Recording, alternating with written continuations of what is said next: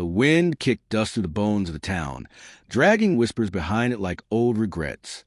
Late sun slanted hard across the crooked street, painting everything in gold and shadow. Onlookers stood in silence, some with folded arms, some with empty hands, none with mercy in their eyes. She was bound to a wagon wheel by coarse rope, wrists raw, blood dried in the creases of her arms. Someone had scrawled a word which on the post above her in black coal. The mark was jagged, rushed, done by someone eager for a hanging, not justice. Her name was Tayan, though no one dared say it here. Apache blood ran quiet in her veins, old and proud and hated.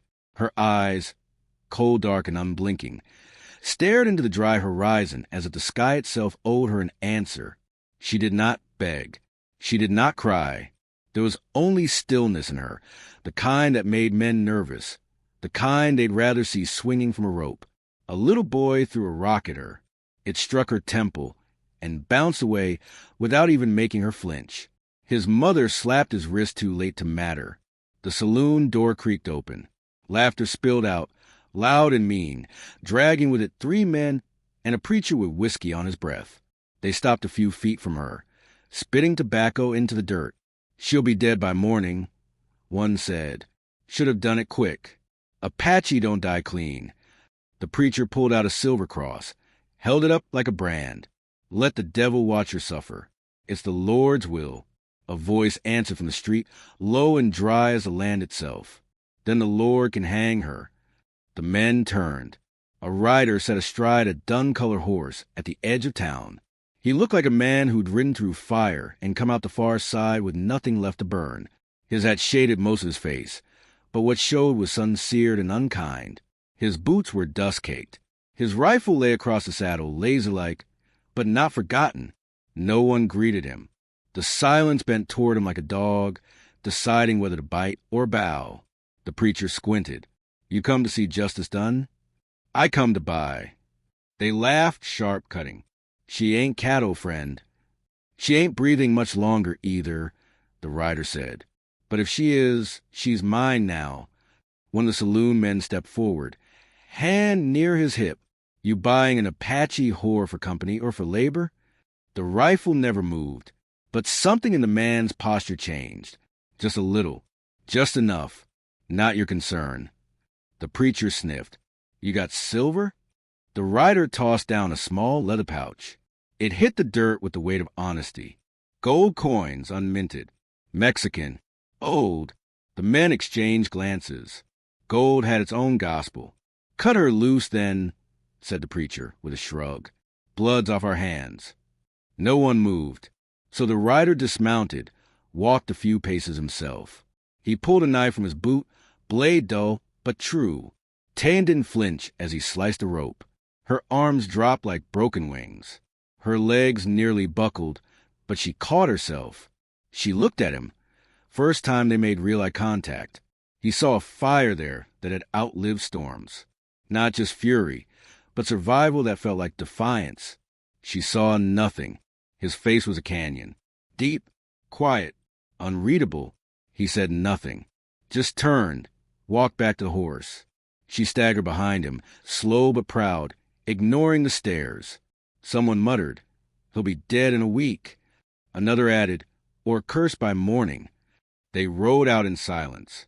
By the time the town vanished behind them, the sun had dipped low, and the sky bled orange over a horizon that never promised anything but distance.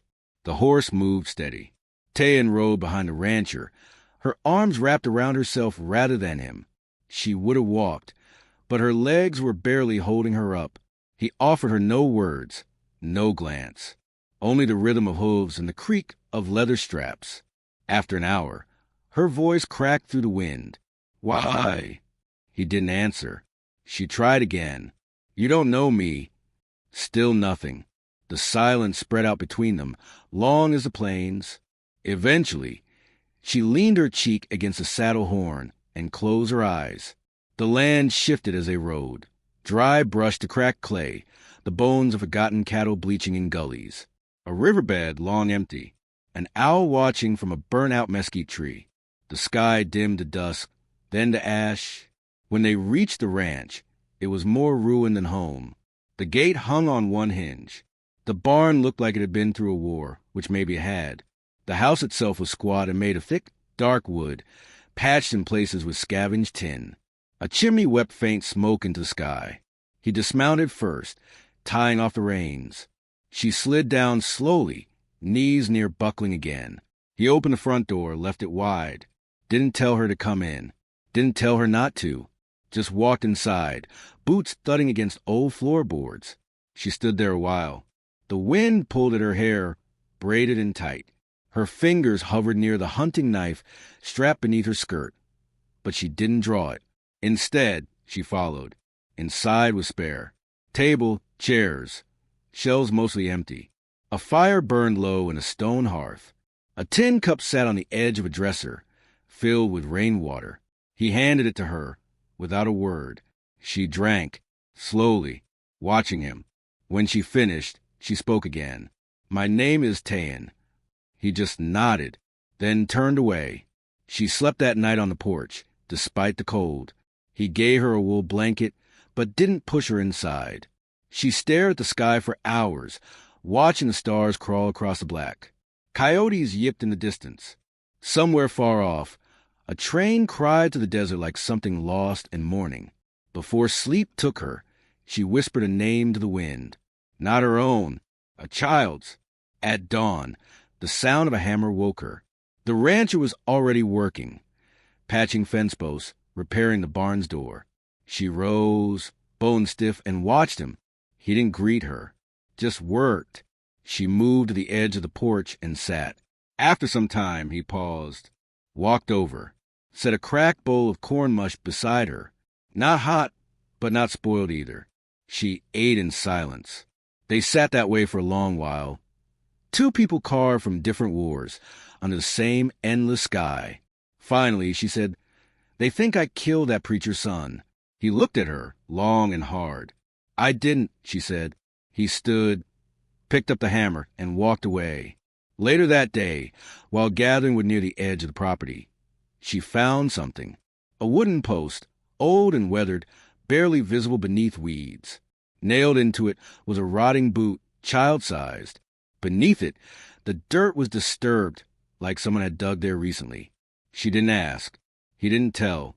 But when she returned to the porch that evening, he left the door open a little wider, just enough for someone to walk through if they wanted. And though the wind howled and the dark pressed in, Tayan stepped inside. The sun rose like an old man lifting himself in the earth, slow, cracked, and full of aching gold. The ranch sat in that pale light like a forgotten memory, half swallowed by the land. Tayan stood barefoot at its edge, her toes pressed into the dry soil, listening to the silence. It wasn't quiet. No, the land never was, but it held a kind of hush that came only from places too long untouched by kindness. The house leaned slightly west, its bones groaning under the weight of time and storms. The barn still wore bullet holes like old medals. A windmill turned in slow, broken circles, squealing like it remembered something terrible. Tayan had been there 3 days, maybe 4. She hadn't asked. The rancher hadn't said. He worked with the kind of silence that made a person wonder if he was building or burying. At dawn, he was in the field. At dusk, in the barn. At night, alone at the fire. Not once had he told her to leave, nor asked her to stay. She slept in the shed beside the chicken coop, a dirt floor and rusted tools her only company. Still, it was drier than the wild and less dangerous than the town. She mended a fence line without being asked, chopped wood too thick for the fire, skinned a rabbit the dog brought back half alive. The man watched once or twice, but never said her name, never asked hers. Once, while she stood near the corral, a red snake slithered beneath the fence rail. The rancher drew and shot it in the same breath, the sound sharp as lightning. The body twitched once, then was still. He left it lying there. She picked it up and buried it behind the house. Neither of them said a word about it. That night, she sat on the porch, arms wrapped around her knees, staring at the stars like they might blink back. The wind carried the dry scent of sagebrush and burnt grass. The rancher lit his pipe and sat beside her. For a time, they listened to the sound of the earth settling. They'll come looking, she said finally.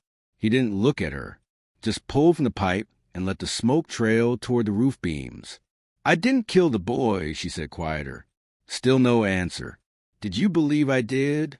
He stood and walked inside, left the door open. On the 5th morning, the boy came. Tayan was boiling water for coffee when the dog started barking, not angry but alert, almost playful. She stepped onto the porch, the kettle still in hand, and saw him by the fence. Small, skinny, no more than 9 or 10. Shirt torn at the collar, one boot missing. His skin was dusted with sand and sun, but what struck her was his stillness. He wasn't crying, wasn't afraid. He stood like the land, rooted deep even when dry. Her breath caught. That face, that mouth. She stepped off the porch, slow, dropped to one knee. He didn't move. She held out her hand. Zilla? His lips parted but didn't speak. He just stared at her, eyes too old for his years. One eye was green, bright and strange. The other dark as river stone, just like her sister's. Just like her own had once been before the fire left one clouded. The boy nodded once. She touched his cheek and her throat closed. She brought him to the porch, cleaned the blood from his scraped hands, fed him cornbread soaked in milk. The rancher watched from a distance, eyes unreadable. When the boy had eaten and curled up in a patch of shade like a curled animal, Tayan stood. He's my sister's son, she said. She died last winter. Soldiers burned the canyon where we'd hidden. I thought he died with her. The rancher said nothing. I can't leave him. He just looked past her, out to the field. The land had been fallow for years. Weeds climbed over the old furrows. The fence line leaned like it had grown tired of standing. Tayan watched the rancher's face. There was no kindness there, but no cruelty either, just the weight of too many years lived and none of them light. That evening, she heard him speaking for the first time since the town. South Ridge has fresh tracks, he said. 2 riders, circling slow, didn't cross the line yet. She turned toward the hills, felt it, that old buzz behind the ears. Not quite fear, but near it, the feeling of something coming that shouldn't be. They'll come for me, she said, or for him. The rancher nodded. We could ride, go east, take the canyon path. They'd follow. We could fight. He looked at her then, really looked. There were things in his eyes she didn't understand, but one she did. He wasn't afraid to die. He'd already done it once or twice before. We stay, he said. The next day, they laid wire around the fence line. Tayan hung bits of mirror and string from the trees, old signs her mother's kind, things to confuse spirits or draw them in. The boy followed them, carrying tools, watching. At night, she taught him how to read signs in the dirt, how to listen for a horse, hooves in the wind. The rancher showed him how to oil a rifle, how to load without shaking. He never asked who his father was. Tayan never told him. Once, while the boys slept near the hearth, the rancher asked, "Did you know the preacher?" Her hands froze over the bowl she was washing. The water had gone cold. "No," she said, "but I knew his kind." His son. She shook her head. "I wasn't near the fire. I was tending a wound in the foothills. When I returned, the smoke was thick, and the ones who had lived were already dead." He didn't press. She wiped her hands, sat down across from him, the low light between them flickering like a third presence. "You ever lose a child?" she asked. He blinked slow. "I buried a pair of boots once," he said. "That's enough." They sat in that shared grief, the kind that doesn't ask for explanation. In the dark hours before dawn, the boy cried out in his sleep. Tayan moved to him, wrapped him in her arms, and hummed an old lullaby. The sound drifted through the wood beams, soft and cracked, but full of memory. The rancher sat at the edge of the porch, rifle across his lap, watching the tree line. He didn't sleep that night. By morning, a storm had started to gather on the western horizon, thick clouds like bruises, thunder low and distant. Tayan stepped outside, letting the wind catch in her hair. She breathed in the scent of mesquite and change. "They're coming," she said. The rancher nodded. He took a spade and walked to the edge of the field. She followed him, the boy at her side. He stopped by a small, crooked post marked only by a nail and a rusted buckle. The dirt was freshly turned.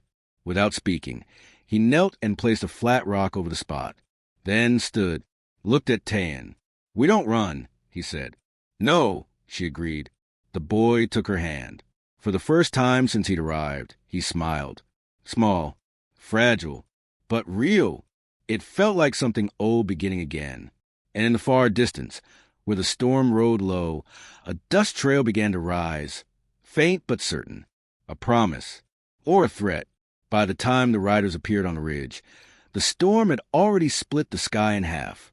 The boy saw them first.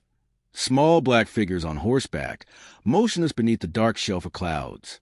He said nothing, just pointed, his hand trembling where it hovered near the window pane. Tayan crossed the room in 2 quiet steps and stood behind him, her breath shallow. 2 riders. No flags. No lawman star visible from here, but she knew the scent of a bounty long before it rode into town. The rancher stood by the hearth, a whetstone in one hand and his old knife in the other. He looked up slowly, saw them, and said nothing, only set the blade down and walked out into the wind. Tayan watched them go. They hadn't spoken much in the last 2 days. There'd been work to do, nails to hammer, traps to set, grain to bury in dry cellars. Still, something had shifted between them since the boy came. Not comfort, not yet, but the silence between them no longer felt like a wall. The rancher returned after sunset with his saddlebag heavy and his mouth thin. "Camped just out of range," he said. "They're waiting for dark."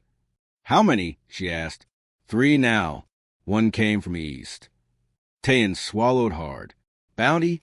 Looks that way. 1 wears preacher's black. Carries a badge with no shine." Her gut turned. She looked at the boy, curled under a blanket by the fire, tracing the weed with his small finger. He hadn't spoken since spotting the riders. "They'll say, 'I killed that preacher's son,'" she murmured. "Say I slit his throat and danced over his grave." The rancher pulled his rifle down from the wall and opened the chamber. "They'll say what they came to say. Doesn't mean we let him finish." She watched his hands, the way they moved, not rushed, but certain.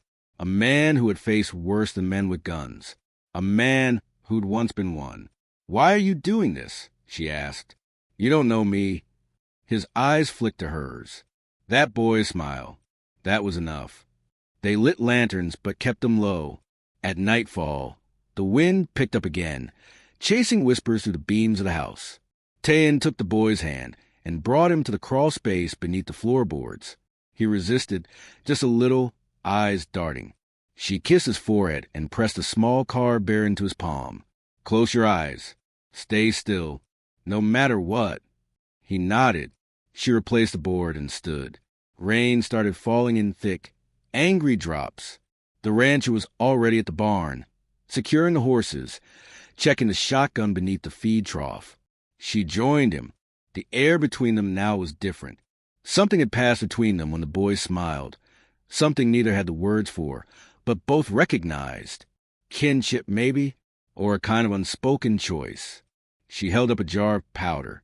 "Juniper and salt," she said, "for their footprints." He gave a dry nod. "We'll bleed them before they cross the threshold." They set snares along the main trail, dug a trench near the cattle fence, strung wire across the eastern gate. Tayan smeared ash across her cheeks and braided her hair tight. In the old language, she whispered names of her sister, of the boy's father, of the dead who walked still in dreams. The rancher watched from the porch, that old knife now strapped to his hip. His rifle was clean, sight straight, barrel cool. Just before dawn, a shot cracked through the black. The dog yelped once. Tayan rushed in the house barefoot, rifle in hand. Rain soaked her by the second step. The dog lay limp near the fence, one hind leg twitching. A knife stuck in the post behind him, bone-handled and carved with Apache spirals. A message, an accusation. "They want you to blame me," she said quietly. "Want us to turn." He knelt beside the dog, stroked its head once. Its breathing slowed, then stopped. "They're not the first men to use symbols they don't understand," he muttered. "But they'll be the last ones to try it here. The sky lightened, but the storm didn't lift. Thunder rumbled low, like drums beneath the earth. The boy emerged from the crawlspace, eyes wide, mouth set in a line too old for his years. He held the bear tight in one fist. That afternoon, the rancher opened a chest he hadn't touched in 10 winters. Inside were pieces of the past he'd never shared. An old cavalry coat, blue turned gray, still smelling of blood and cedar. A letter, yellowed and creased. A child's pair of boots, never worn through. Tayan didn't ask. He didn't offer. But when he stood, she saw the man he had been, and the war still hiding in his bones. Night fell fast. The sky turned to pitch, and the land followed. Coyotes screamed in the dark. Not near, not far, just close enough to make the wind feel alive. Tayan stood guard near the barn. The rain slicked her hair, turned her rifle to ice in her hands. Somewhere in the dark, someone moved. She didn't blink. The first man came just before midnight, crawling low along the trench like a coyote in uniform. She waited until he tripped the wire. The bell rang once. The rancher fired from the loft. The man folded without a scream. The second came up the west flank, quick and loud. They let him reach the porch. Tayan stepped out from behind the door and drove her knife beneath his collarbone. He gasped. She twisted. He dropped. The third man waited. She felt him out there, just beyond the edge of vision. Not afraid. Not yet. Then he called out. "Tayan," he said. "I know your name." She stepped into the yard, blade still dripping. "You remember the canyon?" he said. "I do. I remember your sister's scream when I pulled her from that hiding hole." Her knees locked, her teeth clenched. "You want the boy to live?" he said. "Then walk away. Leave the ranch. I'll find him in the end. Better I take him clean than someone worse." The rain hit harder now, drumming the dirt like war. Behind her, the rancher stepped forward, rifle raised. "I take no orders from ghosts," she whispered. The preacher stepped from the dark, face pale, eyes hollow. He wore no collar now, just black and bone and blood under his nails. "God marked you," he said. "I just carried out his will." She lifted her rifle, but he was faster. The shot hit her in the shoulder, spun her halfway before she dropped. The boy screamed from the house. The preacher grinned, until the second shot tore through his thigh, dropping him hard. The rancher fired again, this time into the dirt beside the man's face. "Try again," he said. "See who answers." The preacher crawled backward, hands slick. Tayan rose slowly, blood blooming down her arm. "No more," she said, standing above him. "You came for a curse. Found a reckoning instead." She raised the rifle again, but didn't shoot. The preacher blinked at her, water running down his face. "Spare me," he coughed. She lowered the weapon. "You'll live with it," she said, "if the land lets you." He crawled into the storm, dragging blood behind him like penance. Later, when the sky cleared and the boy ran to her side, she knelt and held him tight. The rancher came to her, bound her shoulder with cloth and grit, said nothing, just sat beside her in the mud while the rain washed the blood into the soil. Together they watched the dawn break. Not clean, but whole. The rain lasted 3 days. It came down hard, soaking the parched earth until it bled mud and memory. The kind of rain that made everything quiet, not from peace, but from the weight of waiting. The ranch held still under its blanket of wet silence, boards swelling, horses restless, the fire inside the hearth the only thing dry. Tayan moved through the house like a ghost in buckskin, tending to wounds with willow bark and ash, grinding roots with a mortar made of cracked stone. The rancher had taken a bullet to the side, clean through, but deep. She pressed her palm to the blood until it stopped coming, then stitched him up with sinew as steady as breath. He didn't flinch, just watched her with that same steady look that made it impossible to know if he was thankful or resigned. The boy stayed close to him, small fingers always brushing the hem of his coat, eyes darting to every window. When lightning cracked, he ducked behind the table. When thunder rolled, he stared at the ceiling like it might fall. Tayan sat with him in the evenings, telling old stories, half an Apache, half in gesture, about Coyote and the stars, about a hawk who tricked the sun. She braided his hair when he let her. When he didn't, she just stayed near. The preacher's body was gone. The rancher had buried him deep in a canyon, beneath the roots of a tree whose name he didn't know. Tayan hadn't asked to see the grave. There were enough ghosts already. On the fourth day, the rain stopped. The sun returned like a stranger, bright, untrustworthy. The land steamed. The earth gave back what it swallowed. Bones, tracks, pieces of rope washed down the ridge. They ate outside that morning, on crates near the barn. Cornmeal, eggs, coffee so thick it had teeth. The boy fed scraps to the dog and laughed when it barked with his mouth full. It was the first real sound of joy any of them had heard since the storm, and it startled them like a shot. The rancher grinned. Just barely. Tayan watched him. There was something looser in his shoulders now. Not ease, exactly, but less of the weight. He looked at her like he wanted to say something, and couldn't decide if he had the right. She stood and walked toward the corral. The horses were skittish, but she moved easy, letting them see her, smell her, remember she wasn't danger. She pressed a hand to the old mare's shoulder and whispered something the wind carried away. The rancher joined her, hat low over his eyes. He leaned on the fence. "You thinking of going?" he asked. She didn't look at him. "If I go, they'll follow." He nodded. "If you stay, they'll come." "I know." The boy climbed the fence behind them, perched there like a crow. "Will I have to kill again?" he asked. Neither of them answered right away. Then Tayan turned. "Not if we keep building." He frowned. "Building what?" "A place they can't tear down." The boy tilted his head. "With wood." "With truth," she said, "and a little bit of barbed wire." That night, Tayan sat by the fire, stitching a torn blanket. The boy was asleep in the loft, wrapped in hide, breathing slow. The rancher poured 2 fingers of whiskey into a tin cup and handed it to her. She drank without asking what it meant. "You ever been in love?" he asked, his voice rough like old gravel. She considered that. Once, before the smoke. "What happened?" "He believed the world would leave us alone if we left it first." "And did it?" "No." They sat a while longer. "Were you ever married?" she asked. He nodded. "Long time ago. She died giving birth. Took the boy with her." She reached out and touched his hand. Calloused, still warm. He didn't pull away. Outside, the wind shifted. It came from the east now, wrong direction. Cold, sharp like teeth. Tayan rose and moved to the window. Her fingers gripped the frame. "There," she whispered. A lantern, small, flickering across the ridge. Then another, then 2 more. The rancher stood. "They're coming." She turned to the loft. "Wake him. Get the rifle. Keep low." He moved fast. The dog barked once, then fell silent, tail stiff. Tayan strapped the knife to her thigh, slung the bough across her back, and opened the door. The rain had left everything soft, but the sky was dry now, moonless. She stepped into the night, like it was a second skin. She counted 6 lights.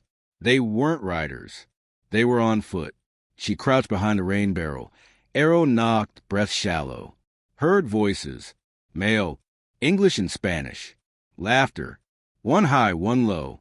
She spotted the first man at the edge of the porch. Young. Face smeared with soot. Holding a match like it was sacred. He lit a torch. Tayan fired. The arrow took him in the throat. He fell without a sound. Shouts followed. The barn door burst open, and 2 more came running. One had a shotgun. The other, a hatchet. The rancher fired from the house. The shotgun man spun, hit the ground hard. Tayan met the hatchet man herself. He swung wild. She ducked, slashed upward. Steel met flesh. He staggered back, hands over his belly. She kicked him in the chest, watched him fall into the mud. Another figure emerged from the smoke. Older, broad shoulders. A white bandana over his mouth. She hesitated, just long enough for him to raise a pistol. A shot rang out, but not his. The boy stood in the doorway, rifle braced against the post. Smoke curling from the barrel. The man dropped to his knees, blood already soaking his coat. Tayan ran to the boy, took the rifle from him. His hands shook. His mouth was open, but he wasn't crying. The last man ran. The rancher let him go. When it was over, the night was too quiet again. They buried the bodies at the fence line. No ceremony, just stones and dirt and the soft mutter of the wind. At sunrise, Tayan sat on the porch steps, watching the horizon. The boy sat beside her, head on her shoulder. The rancher leaned against the post, arms crossed. "I never meant to find a home here," Tayan said. "You didn't," the rancher said. "You made one." She looked at the field. Green shoots pushing through the dirt. The earth had taken the blood and given back something new. The boy yawned. "Can we plant tomatoes?" She smiled. "Maybe next season." The rancher stepped down into the yard, walked to the post near the barn. He hammered something into it, a new piece of wood, freshly carved. 3 names, one for her, one for the boy, one that had long since been lost. Tayan stood. Her shadow stretched long beside his. "You think it'll hold?" she asked. He looked at the post, then at the rising sun. "It has to," and for the first time in a long while, that felt like enough.